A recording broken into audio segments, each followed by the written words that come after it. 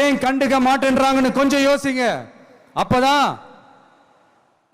அப்பதாங்க பிரைவேட்ல அதிக விலைக்கு கரண்ட் வாங்க முடியும், அதுக்கு டெண்டர் விட முடியும். அப்படி டெண்டர் விட்ட மேட்டர்ல எல்லாம் என்ன நடக்கும்னு உங்களுக்கும் தெரியும், எனக்கும் தெரியும், நம்ம எல்லாருக்குமே தெரியும். இந்த மாதிரி ஈரோடுல மட்டும் இல்ல, எந்த மாவட்டத்துக்கு போனாலும் பிரச்சனைகள் மேல பிரச்சனைகள் தான். அதையெல்லாம் தீக்கிறதுக்கு ஒரு சொல்யூஷன் கூட சொல்லாம இதுல வேற பெருமையா மாடல் அரசு மாடல் அரசுங்கிறது. இல்ல நான் கேட்கிறேன், கூச்சமா இல்ல?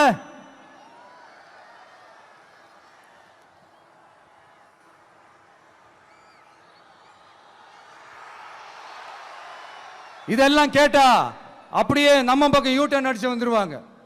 விஜய் என்ன அரசியல பேச மாட்டேன்றாரு, விஜய் என்ன சினிமா டைலாக் மாதிரி பேசுறாரு, விஜய் என்ன பஞ்ச் டைலாக் பேசுறாரு, விஜய் என்ன 10 நிமிஷம் தான் பேசுறாரு, 9 நிமிஷம் தான் பேசுறாரு. நான் எத்தனை நிமிஷம் பேசினா உங்களுக்கு என்ன சார்? நான் எப்படி பேசினா உங்களுக்கு என்ன சார்? உள்ள விஷயம் என்னன்னு பாருங்க சார். ஒவ்வொரு மாவட்டத்துக்கும் போய் மக்கள் ஃபேஸ் பண்ற பிரச்சனைகளை எடுத்து பேசிட்டு இருக்கிறேன். பின்ன அது அரசியல் இல்லாம வேற எதுதான் அரசியல்? உங்களை மாதிரி தனிப்பட்ட முறையில தரக்குறைவா அசிங்கமா பேசுறதுதான் அரசியல்னா அந்த அரசியல் நமக்கு வராது. வராதுன்னா நல்லாவே வரும். உங்களை விட எனக்கு அது நல்லாவே வரும். வேணான்னு விட்டு வச்சிருக்கிறோம்.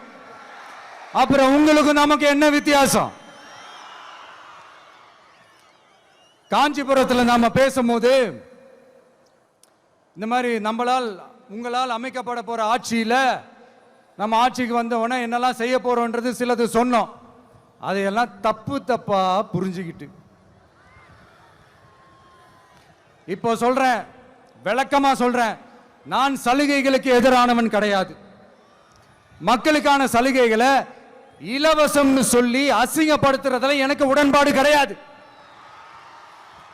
மக்கள் காசுல மக்களுக்கு செய்யறதை எப்படி இலவசம்னு சொல்லுவீங்க?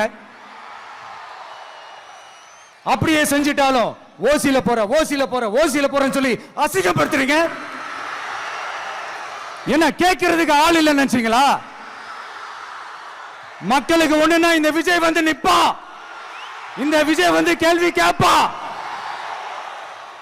இந்த விஜய் எப்பவுமே மக்கள் பக்கம் தான், அதே மாதிரி மக்களும் என் பக்கம் தான்.